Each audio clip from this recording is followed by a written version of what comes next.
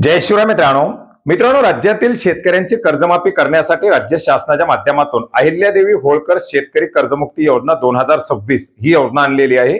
आणि या योजनेच्या अंतर्गत आता जे कर्जदार शेतकरी जे थकीत आहेत, ज्यांची कर्ज नियमित आहेत, ज्यांनी बँकाकडून अल्प मुदतीची पीक कर्ज घेतलेली आहेत, अशा शेतकऱ्यांना आता बँकांच्या माध्यमातून मेसेजद्वारे कळवायला सुरू झालेलं आहे।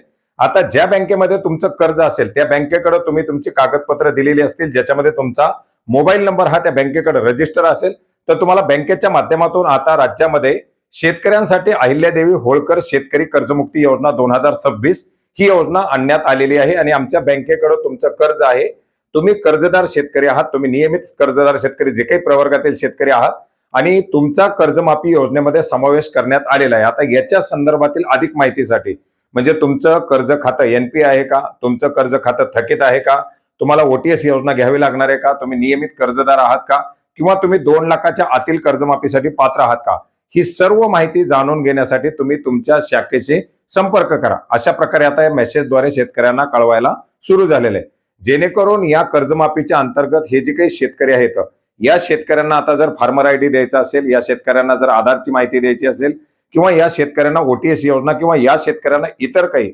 कर्जाच्या रिलेटेड कामं करायची असतील तर ते आता बँकेच्या माध्यमातून पार पाडली जाणार आहेत। आणि याच्यासाठी आता प्रत्येक शेतकऱ्याला मेसेजद्वारे बँकेच्या माध्यमातून कळवायला सुरू करण्यात आलेले आहे। तुम्हाला जर मेसेज आलेला असेल तर तुमच्या जवळच्या शाखेशी संपर्क साधून आपल्या कर्जाच्या कर्ज खात्याच्या संदर्भातील आपण कोणत्या प्रवर्गामध्ये या कर्जमाफीमध्ये बसतो याच्या संदर्भातील माहिती घेण्याचा प्रयत्न करा। धन्यवाद।